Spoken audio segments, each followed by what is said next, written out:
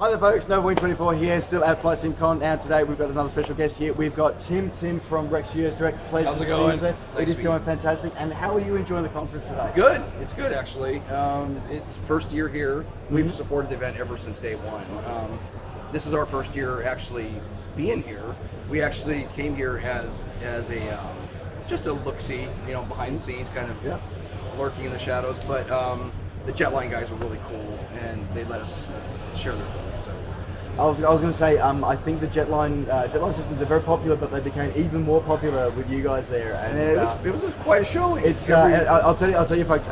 Tim, actually, I've been very lucky to even nail Tim down. He's been swamped by people looking over his the upcoming products he's got. They are absolutely drop dead gorgeous, and we're going to talk about those in just a moment.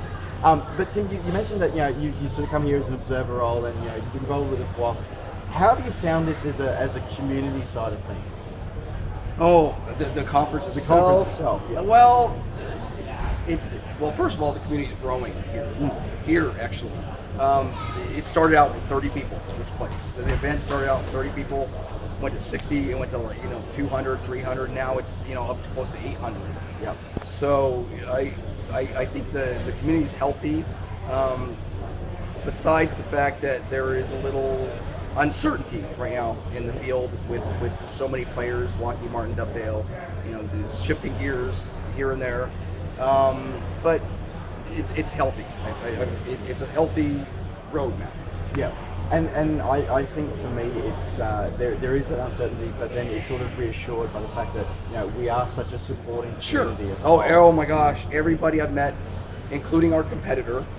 Everybody, I've met, is amazing, actually. I'm very surprised at some of these people I've met that you think, wouldn't be on par, but it's been pretty good experience, actually, so far. But everybody I've met so far that's come to talk with us at the booth, I meet here and there all around the grounds. It's just amazing people, amazing. And it really goes to show the quality of that group that we have, and how lucky we are as a community to have that. So of course, as we alluded to, you have been swamped with some new products now. I know you've got two amazing new products coming out soon. So I know you've got the first one is the HD Airports. Rex HD. Well, it's actually Rex Worldwide Airports HD. Yes. So what are we now? I must admit, I'm a little curious here, because I know that I use Rex Vortex Direct at the moment, and I know that I get my aprons, my taxiways sort of all done. What extra is World Airports HD going to give me?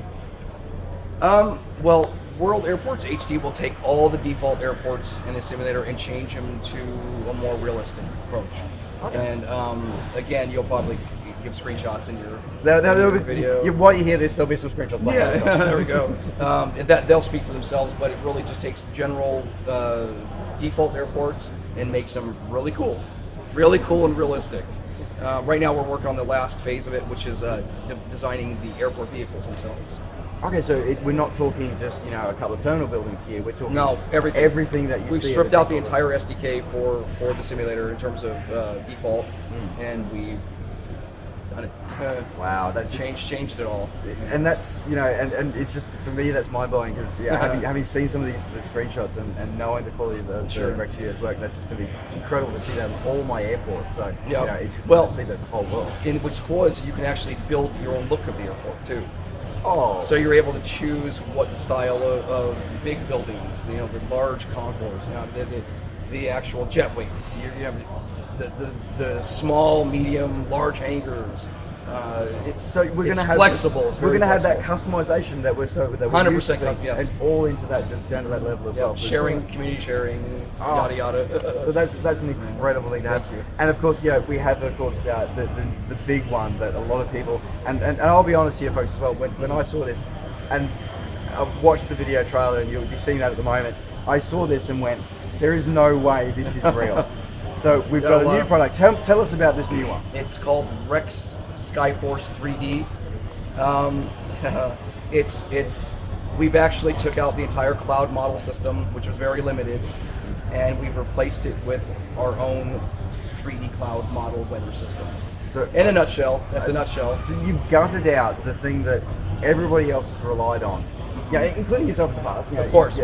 Gutted We were everything out. everybody was tied down to one system, and it was just not realistic enough for us. So we set out about 2 years ago, and we finally accomplished it. We're a couple months out of release. Okay.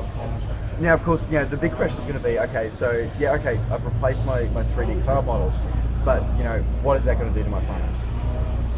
Well, right now you're not able to experience full-scale thunderstorms. What we've done is we've taken all the clouds and the cloud types away from the old simulator. Which, let me add to this, all versions of the current software, FSX, for Steam even, and Prepare 3D use the same modeling system that was introduced in FS 2004. Same system is still going. We're talking 2003 era clouds are still here with us. Yeah. Yes. So I mean, Steam, the Dovetail folks, and Lockheed Martin have developed and built upon it, but they're still relying on the core of those files, and that's where the problem is happening with this weather system. Real true cloud classification cannot be fulfilled with the current system, the current model system. So we've taken the 300 and so on files of the models out of the system, and we built almost close to 4,000.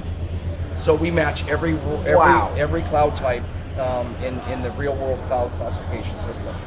And they've all been placed in as everything. You can experience supercells, wall clouds, tornadoes. Every cloud type imaginable is now available in the simulator. Now, is this going to come with a weather engine as well? Well, we have a METAR read. Okay. It's part of the whole system. What that does is, if you're using a weather engine on the outside, it will take that METAR read and call upon the correct cloud models and textures, of course, and dynamically make that happen in real time, and it won't be popping in. And I was going to say, no, it's fading it fades in nicely in the distance. About. It's in the distance. Oh. Yeah, and with our new API for Environment Force, we're going to be able to grow cloud systems and shrink them, and dissipate. Yes, to actually have them behave naturally as they do in the real world. Exactly. So we're doing a lot of things that have never been done before. This is such an exciting time. It's such an incredible. As I said, folks, you would have been seeing some of the video here. I'm going to put a link to just the video by itself. I highly recommend you look at it because, as I said, when I was watching it, I couldn't believe it. I called bullshit. I did, but I was like, no, I've seen it now. I've seen it here at FlightSimCon, and I'm just absolutely astounded. So, look, Tim, I want to say thank you so much for all your time today and all the work that you do. You're amazing, incredible. Thanks to you and the team for Great Studios. So thanks for the time today, folks. That does wrap up this interview today. Thanks very much for joining me. We'll see you soon at another interview for wrapping up for FlightSimCon.